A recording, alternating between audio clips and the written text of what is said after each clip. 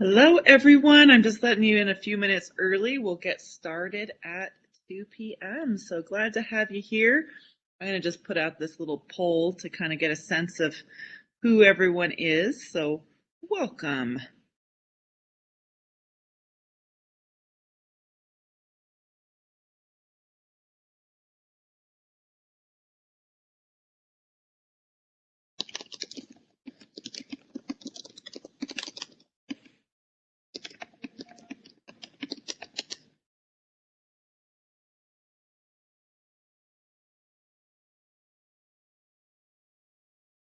So glad to have you. I'm going to put in some stuff in the chat here. I've just got a little poll going to get to know who people are. Sorry, 2 p.m. here. I'm in Mountain Standard Time, 4 p.m. Eastern Time. Glad to have you.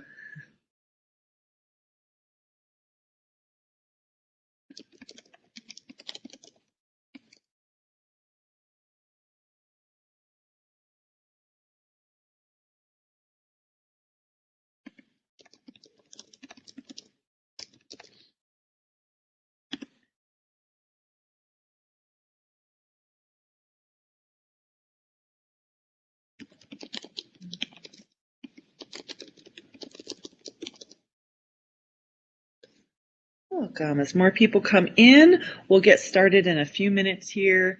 I just kind of got a poll to figure out who everyone is.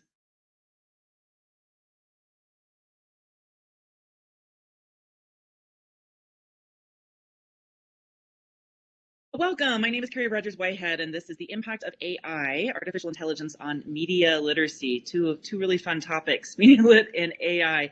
This is based on an article I wrote almost 2 years ago for Connected Learning Alliance. I put the link at the top of the chat box, and I have this presentation set up with the 5 W's. Remember learning them maybe in school, or maybe you've taught this. Who, what, where, when, why. And we're going to talk about AI from those different dimensions. And I'm glad to have you. I'm glad to have Letitia as an infant and toddler teacher. We teach as young as kindergarten. Media literacy is never too young. If you see the poll there, I'm going to close it out here. It looks like we mostly have teachers here, but we got a few others. So if you want to go and introduce yourself, let me know who you are, and we will chat. I have a few discussion questions throughout, and I have a little kind of activity quiz, you could say, and a later part of this presentation to test your media literacy skills. So I'm going to close this one out. Looks like about 3/4 of the people here are teachers, and the rest are other. I was curious if we'd have some librarians here, because I am a former librarian and I am all about media literacy. This will be recording. It's recorded right now. So I will kind of try to read some of these chat as they come up as we go through, and you will get a copy of this as well as certificate. It will also be shared out through NISTE, and they will have it on their website. This is co-sponsored with NISTE as well. I'm the founder of Digital Responsibility, and we actually have a partnership with NISTE in terms of pricing for our products. So we give discounts through NISTE with through the state of New Hampshire. So glad to have you. Glad to have you, Kim. Wonderful, lots of different backgrounds, and this is something that's going to be exciting to dive into. So just digital responsibility, we're the state provider out here in Utah on online safety. So we teach tens of thousands of parents and students on this, and we include media literacy in our conversations, but we talk about media literacy from a tech angle. So this is based on a lot of classes with many students and research, and just kind of my previous career as a librarian. I've always been fascinated by this topic, and I'm glad to see more people talking about media literacy. It's become a bigger thing. I was actually out at, I don't know if we got school librarians in here, the annual conference of school librarians was out here in Salt Lake just in October, and that was the big topic of AASL, is media literacy and science literacy and literacy in all sorts of areas. So this is a big topic. Glad to have you here. We got some STEM coordinators, learning specialists, and you're all welcome. And I apologize, it looks like my formatting messed up a little bit on this, but this is what we're covering. I based this on that Connected Learning Alliance article. I put it at the top of the chat box. They're a really great site for a lot of student-led learning, if that's an area that you're particularly interested in. I particularly recommend they have a good gamers, like some research and things around gaming that's really fascinating. But I wrote it based on who, what, where, when, why. So we're going to talk about this topic in these sections and kind of reframing how we teach about media literacy. So I've taught about this as a librarian, teach it now, which is a responsibility. Maybe some of you in corporate media or science literacy or information literacy in your classroom. And basically my soapbox for this presentation is that we need to update how we are talking about media literacy because of technology and particularly AI. So glad, oh, Imani, you are ahead of it. So great, please share some of your thoughts as we go through, because how it's traditionally taught needs to be changed. So it's affecting so many different subjects and areas. And technology is forcing a change, not just how we teach. I don't know if you remember when you were back in school, like my teacher, you would get like one sheet of paper, an article, and you're supposed to say who, what, where, when, why in that one article. But we're going to talk about the technology and the social context of media literacy that sometimes is lacking with the traditional education, which is still valuable. I think that we should teach those critical thinking skills to look at a piece of media, but we also got to understand the system and all the other things going on with that piece of media, and we need to do a little bit more. And with media literacy, this is a tough thing because it's eroding our trust in media. It's good to be a skeptic, but sometimes we go past skepticism to nihilism. And this is something that I've seen particularly with teenagers. I don't know if any of you work with maybe the high school students and talking to them. I've had some high school students just say, everything is fake. I can't believe in anything. I've heard adults say this too. And this like maybe this feeling of overwhelmingness, or there's so much bias that they've given up and they just don't believe in anything they hear whatsoever in the media. And there's actually a lot of great info out there.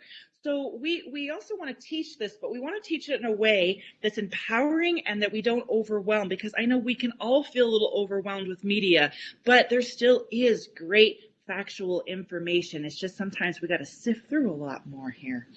So let's dive in to the 5 W's of media literacy here, and I'm glad to have you all. So who? Because when you would look, maybe in class, you'd get that article and you say, who is the author? And you look at the top of the article and you say, oh, author, here we go. That was who wrote it. But now we don't have as many people, physical humans, writing some of these articles. So let's talk about the who as we're talking about media literacy. Oh yeah, there will be deep fakes. There you go, right here. So it can be harder to determine the who, and this is some of the reason for some of this nihilism. If you can't believe what you see, because usually it's like, oh well, that could be photoshopped, but the video is accurate. But now that with AI, that has changed how videos are actually made. So it's machine learning that basically takes a ton of data and it creates a video based around it. So in the beginning, years ago, when I first started looking into this, you just saw celebrities basically involved in deep fakes. You actually saw it in porn. That was a place where deep fakes would show up, or politicians. And you still can have deep fakes with that. But when you think about it, there's more data for machines to learn from. So now you're going to have an expanded set of deep fakes among just like non-celebrities or non-politicians than you did before. And we just keep uploading more and more things. We keep putting more videos on there. We keep putting more pictures on there. And that helps machines learn better about how to recreate those images. It is quicker and cheaper and easier to do than it ever was before. If you look even back to like 2014, so I'll give the example of Peter Jackson's The Hobbit, which not as good as Lord of the Rings, but that's a debate for later. But they had like teams of 30, 40 people doing CGI costing tens of millions of dollars. But now with machine learning, basically the designers had to do like tiny little shifts to make the CGI. Machine learning does that a lot for them. They don't have to change every single second of the screen that they used to. Cheaper, easier, we have more data, so we're seeing some more of this. With all that data, we also have made it easier for computers to basically just make up fake images. You have enough faces from different profiles, and you can kind of machines can conglomerate that and create those faces. So this is from a Washington Post article, and I'm sorry, some of my formatting got messed up when I uploaded this, but these are all fake people, and you're starting to see some of these fake people show up in dating apps in particular, because dating apps have a problem of not enough women on them. So you have some fake women on that are not just photoshopped. It's not just a stock photo. It's an actual AI generated photo. So with that machine learning, AI has changed a little bit of the who, and you can look at this and they look pretty legit. I would think it was a real person. I teach students when I'm talking about like online safety and things, older students, to do like the reverse Google image search, which is still good advice because people can use stock photos or fake photos, but it's harder to do a reverse Google image search to determine where the image came from if the image was computer generated. It does make that more difficult to discern. Along with AI, we're talking about the who. We've got deepfakes, we've got computer-generated images, and we also have computer-generated voice. This is now, it used to be with Adobe, and now it's with the AI research division, Lyrebird, if you want to. This is one example of artificial AI-generated voices. So just a few years ago, they definitely sounded more machine-like, but they have improved, and it's the same concept as if with machine learning and images. As we are teaching AI more and giving them more data and more sounds and all of this, it gives them more to work with. They can create better voices. They can figure out human speech better. I'll talk a little more on that. And Amani, to answer your question, it depends what you're referring to. Biometrics is a very broad area. So one piece of biometrics is voice. And those can be fakes. They're getting better at it. So we'll talk about that a little bit here. But another thing that AI can mimic is text content. So these are a few websites and things that make them: Wibbits, Wordsmith, Jarvis. They all are AI generated content editors that can create not only text content, but videos as well. So this was from, I think, last year. Microsoft actually got rid of a lot of their journalists. So if you're looking on like the MSN page, that news aggregator, a lot of that content is AI. This is also popular in, so do you know things like Huffington Post or Forbes that has lots of those short articles that come up quite often? You see them popping up in feeds because it's a 24/7 news cycle and you got to create content. Some of those might be, I'm not saying they're all completely created by AI, but they are AI, at least assisted articles. And when you think about it and you have to create 3 or 4 articles a day, well, you might get an AI to help you out. But this also muddies the waters of the who in media literacy. How do we determine who there? And as I mentioned with Lyrebird, this has gotten harder because of natural language processing. This is part of this machine learning, starts in the 1950s. It's just a subfield, and it's a growing subfield because we keep teaching and computers keep improving. So natural language processing can cover a whole host of issues in terms of recognizing the characters. Is this a noun, verb, adjective? What's the grammar like? Even the pauses, because that's tricky because we pause, we go we add these hedge words in there. And you can even have some machine learning that have started to learn our pauses, our weird words, we put things in there.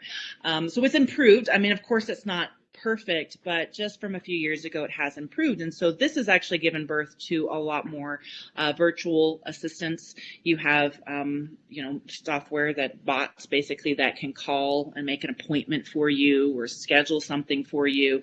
And their voices sound pretty similar. So here's some suggestions, and I'm the first to say that this is tough because as soon as we get better at identifying, the technology improves. It's like a little bit of an arms race going on here. But here are some basics, I guess you could say, on spotting the bot. In terms of Twitter and or posting or sometimes social media, that they usually just retweet others' content. If it's an AI generated article, it's going to be not necessarily a niche article. It's going to be like, oh, there was an earthquake in this country today. And that would be what they would talk about. It wouldn't be necessarily as much of an analysis or on a weird niche topic. It's more like the general news. But, you don't know completely for sure. They're going to post, especially on social media, about the same thing. They're basically noise aggregators to push out other things, and they don't really reply because that's harder for a bot to reply to a comment because they have their systems and things they're supposed to do, and that kind of they don't necessarily have the instructions on how to reply only posts. So these are some suggestions. Twitter is testing settings that would add automated, but you can find bots on other accounts. Just Twitter is kind of a bit notorious for it. But these are some things to think through is when you're teaching kids, how do I know if it's a bot, if it's a real person, if it's human? Here's some other suggestions. If it's a video, it might go into different areas or randomly does not stay on topic very well. If it's a bot, it's not going to have an author on it typically. It's not going to say author, Bob the bot. It's going to not have the attribution there. It might use ULL shorteners. There might be weird pauses. Some other kind of ways you can look with deep fakes is around the eyes and like the corners a little bit of the forehead and the eyes can be a little tricky. Of course, we also use a lot of things on Zoom and our phone that like flatten or make us look a little nicer. So sometimes that's a little tricky as well. So that can be one particular way. That's harder sometimes to mimic, but as I said, there's some improvement there. So I just want to hear from you on this topic. So we've been talking about the who. If we can't trust what we see, maybe what we hear, you have AI in voice, you have AI in pictures, you have AI in videos, AI in content, AI in social media. What happens? What are your thoughts about this? And have you talked about this with your kids or your students, I mean, or other thoughts on this? What do you think that does in terms of education or maybe media or things like that? I want to hear your thoughts before I move on real quick. Yeah, and there's a mistrust. I mentioned nihilism, that you don't trust anything. You don't have a belief in anything. And we want to teach, especially our young adults, the skepticism, because we want them to look and critically think. But I feel like it's a fine line. And sometimes I see them going off the other way. It's a spectrum like anything else. We don't want gullibility and naivety. We don't want nihilism. We want somewhere in between. So yes, yeah, Kim says it. It's a fine line between the two. And I wish I had all the answers on that. I try to be optimistic and share tools instead of just saying doom and gloom. But I feel doom and gloom sometimes. Linda mentions it's harder for students to ascertain something that's reliable or accurate. Yeah, and so it's like you throw the baby out with the bathwater. Well, this is hard enough. I'm not even going to bother. And meters, yeah, it's getting harder to figure out. And it's going to continue going in this direction because we keep feeding more data and they're learning. Machines are learning better and better. Oh, yeah, some great points here. I like that. Confirmation bias. It's hard to think critically, so we maybe default to our confirmation bias because it's so hard to detect truth anyways. And we got a lot of opinions there. So thank you. I'll have some other discussion questions go through. Yeah, I'm glad you mentioned that, Linda. I remember back in the day when I first started as a teeny baby librarian, talking about Wikipedia, being suspicious about it, and That's different. That's changed. Yeah, Maya bot. But yeah, so who is something to think about a little bit different. So we often will talk about media literacy with who in terms of who created it, but that person is not always human. So now let's move on to the what. What is it saying? And then this is a big what in media literacy, and you're going to hear me bring this up as we go through this presentation, is a lot of that self-reflection and what am I feeling, because we don't receive information in a vacuum. We have so many different factors that influences how we perceive information. So we'll talk about the what. And thank you, Kim, I like that. She says, my adult son says the modern internet is a Potemkin village. So a little fake. What's behind it, right? Maybe a bunch of bots, and bots are behind it. So let's talk first on the AI angle around that concept of emotions. So I don't know if anyone's like read, or I have just barely put my toe in the water here. This fascinating subject that's growing is emotion AI, or affective computing. And this relates to some of that biometrics. So biometrics can be like how much I blink, my eyebrows going up and down, my tone, my facial expressions, my mouth, how is it smiling? Is it grimacing? What about my am I wrinkling my forehead? All of that is kind of that emotional AI. And we have, and maybe you have experienced this, we have given a lot of data to remote learning and virtual communication, especially this last year. And that helps it that we were teaching the AI a little bit. They're getting a little bit better on this biometrics. This is used in many different areas. So digital classrooms to monitor online students. We could have an ethical debate on that. That's a whole different subject, but it is being used. Biometric data is being used to monitor online students to try to check for like cheating and things like that. It can be used in recruitment processes. I mentioned virtual assistants earlier using natural language processing, or NLP. They can also kind of detect a little bit, and FBI has used it to profile and identify terrorists. So emotional AI. So AI is also learning to detect emotion, but that can be a little problematic. This is from an article in Psychological Science, and I won't read the whole thing, but basically the point is that a lot of our emotions and our facial expressions are very culturally based. So in different cultures, they smile less or more or differently. Sadness can be expressed differently in different cultures than happiness.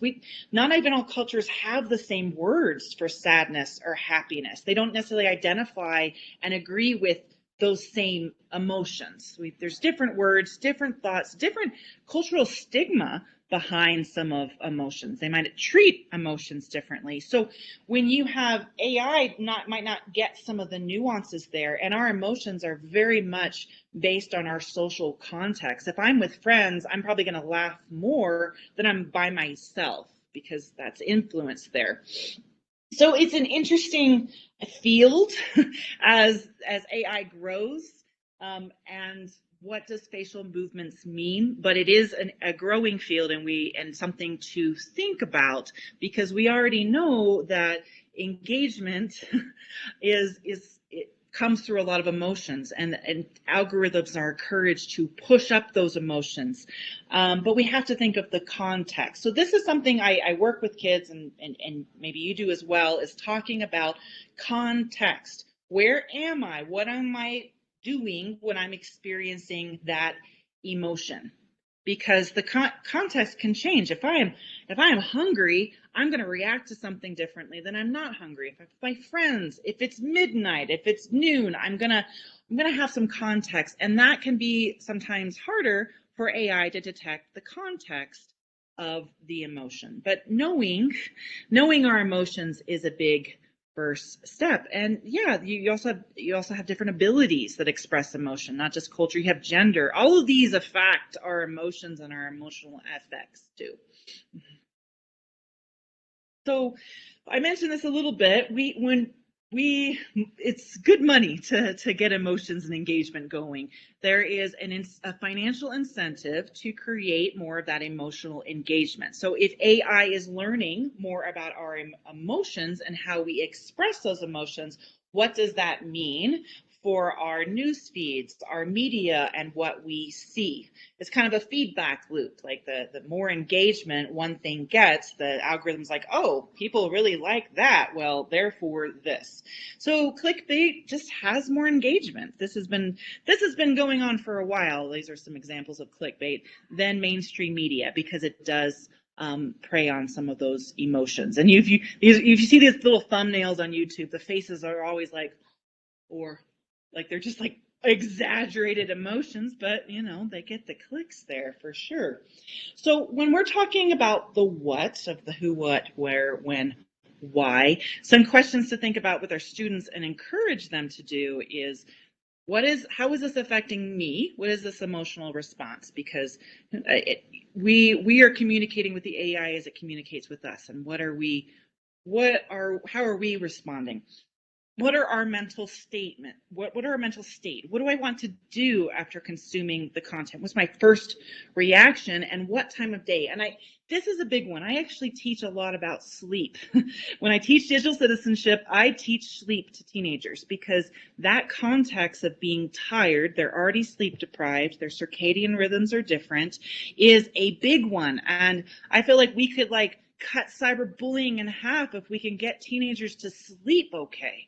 And so because that emotional state of tiredness, a lot of that drama and things that happen online are really late at night when they're tired, and they don't have those self-regulation skills to kind of resist or step back or engage because you're tired, right?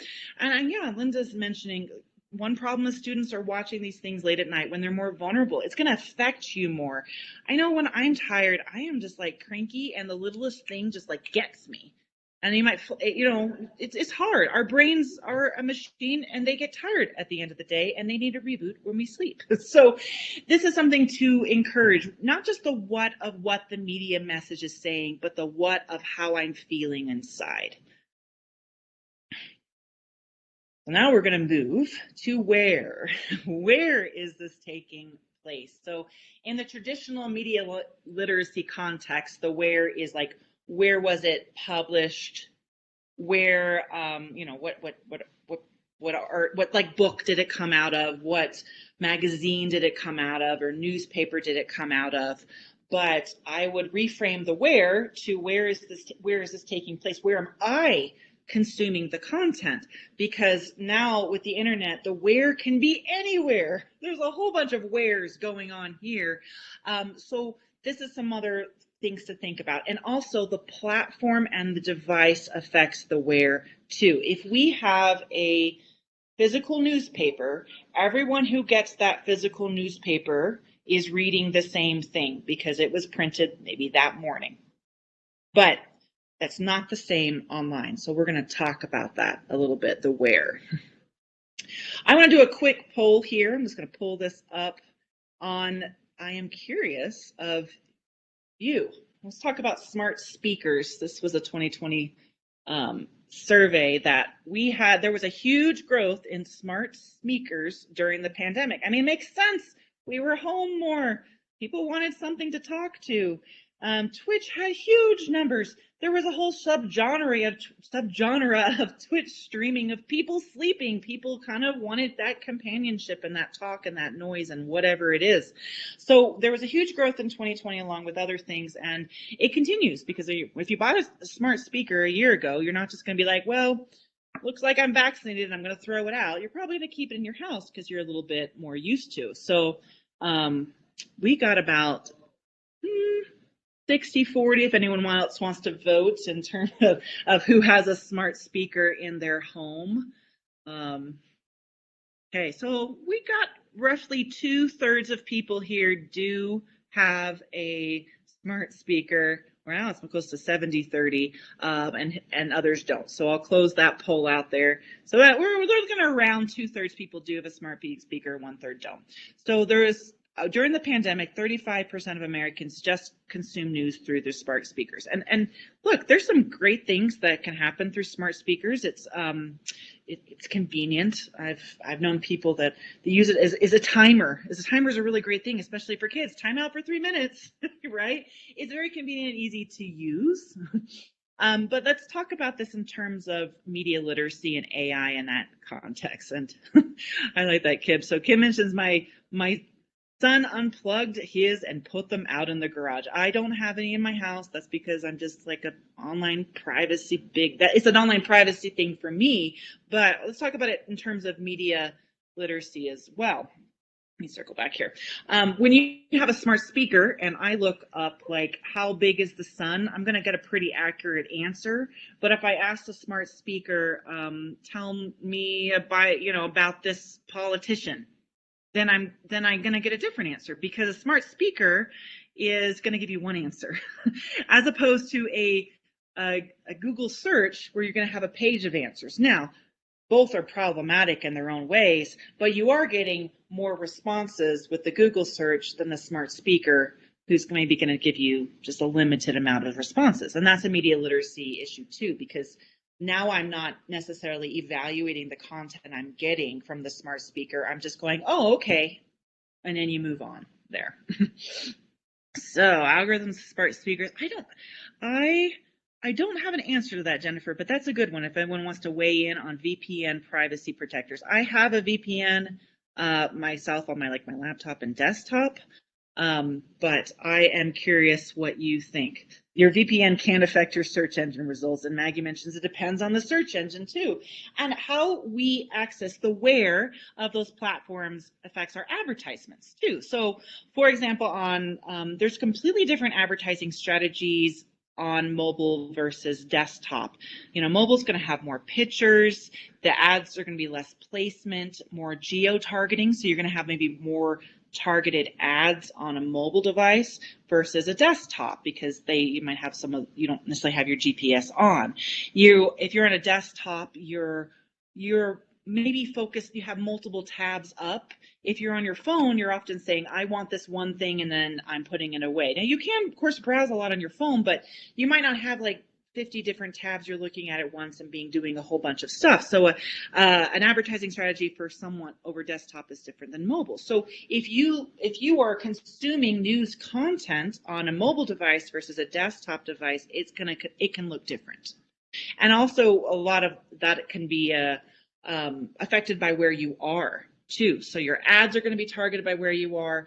Even the title of the news article can shift, because a lot of news agencies will change the article and see if they get more clicks on this title versus that title. So you're looking at the same article, but you're not looking at the same article. As opposed to a physical newspaper, everyone's looking at the same thing, depending on what type of device, and if I'm accessing it through mobile or desktop really can affect the where.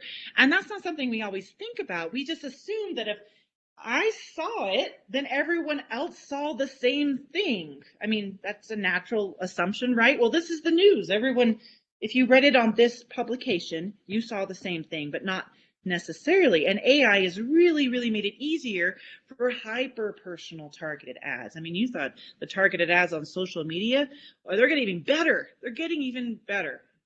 AI is also involved in many steps of advertising. It can analyze the data quicker. It can help compare and play around with different ads, and where do you put it on the screen, and what should it look like. AI is good at just crawling around and getting that potential customers, and they're hyper personal. And this is something that, I don't know, maybe it's easier for other generations because they're used to ads that targeted. But when you have an ad that has your name and a lot on it, it's a little creepy sometimes, but it can be harder to maybe resist the ad and say, why is that ad saying that? What does that ad placement mean about me? How is my media consumption influencing this? And AI is definitely up the digital marketing game, and they have to, because you can't get away with banner ads like you used to there. You got to be a little more sophisticated here. So depending on the device, on the location, on the settings, maybe you have your GPS on, maybe you have your GPS off, you can have very different online experiences.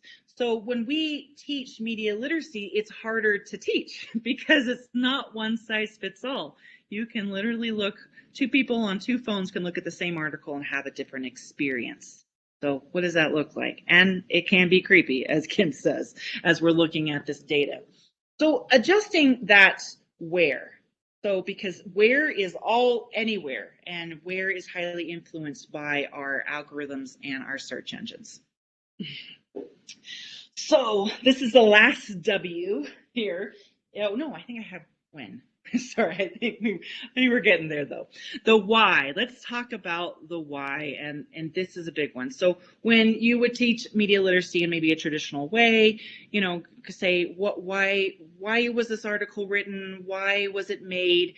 But I think it's helpful to look at on a broader standpoint is why is the media saying this? Why is this organization saying this? And really diving into the why. So let's talk about the why here, another W here. I'm going to do a little quiz. So just when you look at this, where do I go to find funding? And understanding the financial motivation is a big one. The why is money, just like Jacinta said, but it can be hard to find out where to go and how things are funded. So if you have a suggestion, this is just, I picked Connected Learning because I had that article there. Where do I go to find the funding? What's your first thought initially? So if you have you got to follow the money. And nonprofits are required to post some more financial information, but a for-profit institution is not. So it can be hard to find that information, or it's buried, or maybe this is a shell company of another company and who actually owns it, right? Yeah, you can also go to those independent navigators, GuideStar for nonprofits, Charity Navigator. You can go to an external source.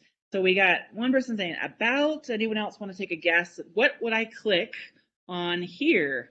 You can click on grant sponsors, but I have to dig in to find that, and sometimes that can be a little buried.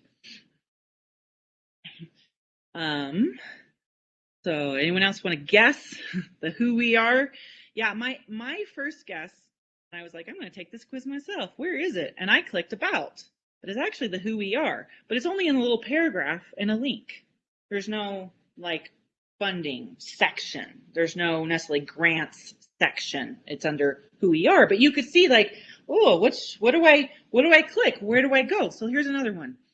Where do I go to find who funded this one?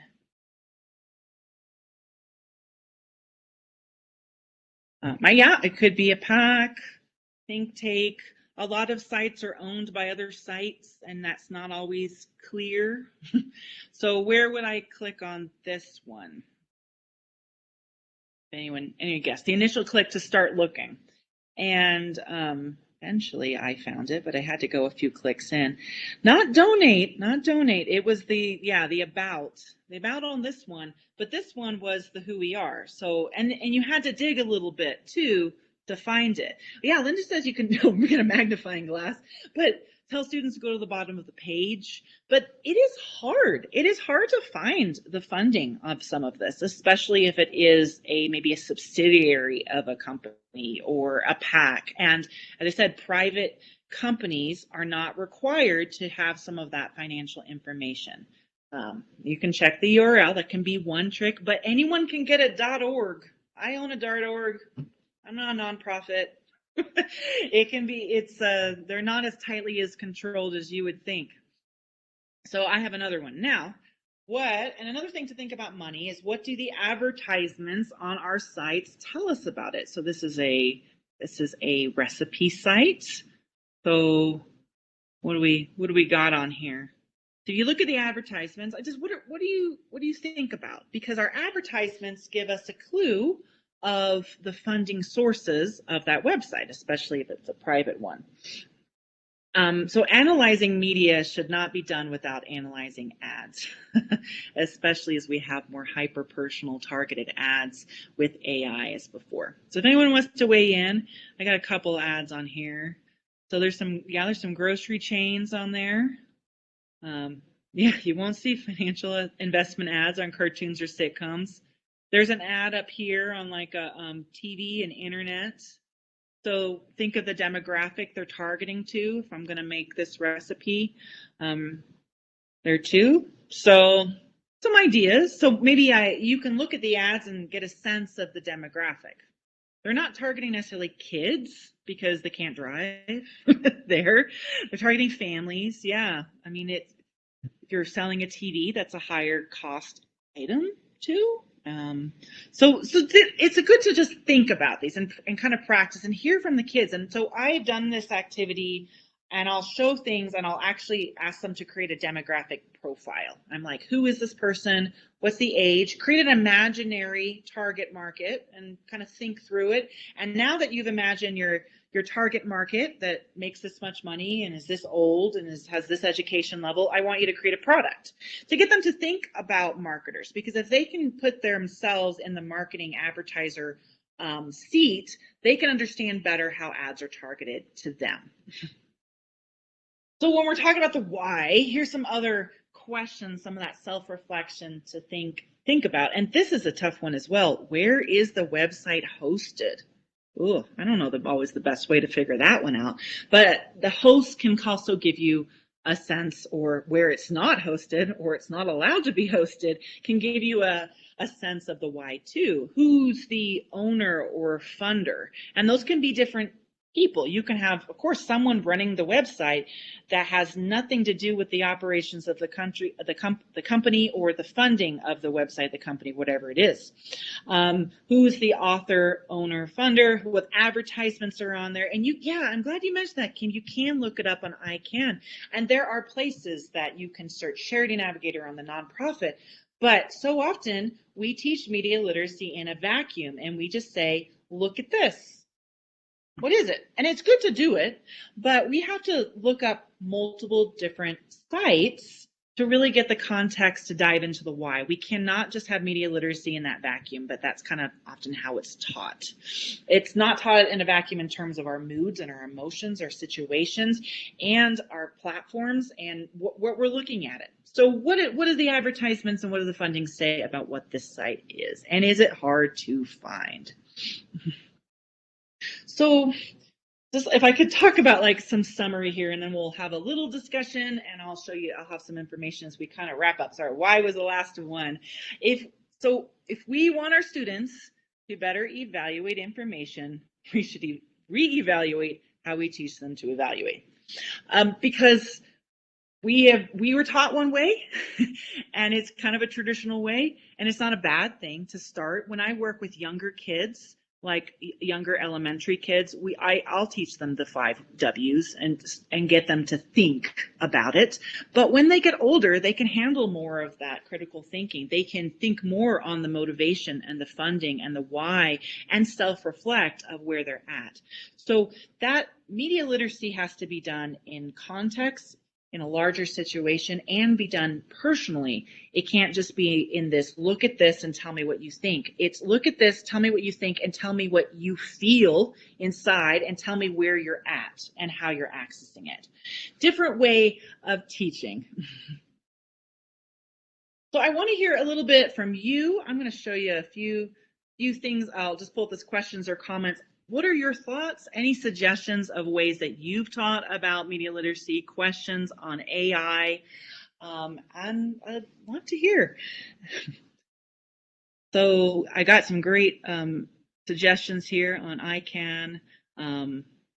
I think I've seen teachers teach how to evaluate customer reviews, which is really interesting too. Like, what do those customer reviews tell you about the product or site or things too? So I'm interested if you have other ways that you've taught. Sometimes, as Imani mentions, that URL is a redirect. So when I was a baby librarian, I was taught that. I was taught that in library school to look at it if it's a .com, a .net, a .gov, whatever, and that would be how media literacy would work. But that's changed too. There's not as much domain control, especially in other countries, not just the US. I mean, .gov and .mil, I mean, .edu, those domains are more controlled, but anyone can have like a .org there too. So if anyone wants to add any questions, Imani says, does AI work like push technology and gather related stories, or is it completely fabricated? It's both. It's not one or the other. It just depends on how it's being used. A lot of the AI and those news writing bots can be used to like edit and put things together a little bit. Have you ever like written, you're on Gmail and you start typing and it gives you suggestions of how to finish the sentence? Think of it a little bit like that. So it's done with the journalist, but it can be more created from scratch by giving a lot of the data there too. So it depends on what's being used exactly. Yeah, I mean, and it can be. It's so you have to wonder, and this is why teaching kids of like how they're feeling, because if you are being, you need to understand yourself to understand if you're being manipulated or there's something unethical maybe going on there too. So taking that step back to understand ourselves. Other questions or comments? I'll also mention that, I mentioned earlier that we have some discount pricing with NISTE in partnership with NISTE. If you want to contact Cindy Courier, she is out there in New Hampshire doing great work. Looking at ads and asking the Democrat versus reality shows, asking why the demographic is targeted. And that's where a thought process, an activity I've done with teenagers is asking them to design a product, is actually saying, what is the product of this demographic? And to help them understand the process a little bit. So I'll show a few resources and references before we wrap up. This will be sent out. This is a bunch of references if you want to dive in there. I didn't go into it was Tay, the AI Microsoft racist chatbot, but that's a crazy story if you want to dive into that as well. Here's some other kind of sources that I use. If you also are looking for different bots, go to Botometer. It has some good information, which I thought was kind of interesting too, the Botometer, or just use hashtag #SpotABot there too. But they're continuing to learn. AI is continuing to learn, but so are we, and so can our kids. So we got to keep up this arm race and keep working at it. It's not the easiest thing, and I admire any educators working in this area, and I appreciate you. So thank you so much. You can reach out to us as well. As I said, we do digital parenting and digital citizenship training, and we love to work with NISTE. And I will be doing a virtual presentation at CMDTC, did I say that right? The Krista McCullough conference that you have coming up here in a little bit too. So I really appreciate that. Appreciate you. You'll get this recording. You'll get a certificate and a follow-up. And please keep in touch. And good luck out there with all the bots. Thank you. I'll wrap it up.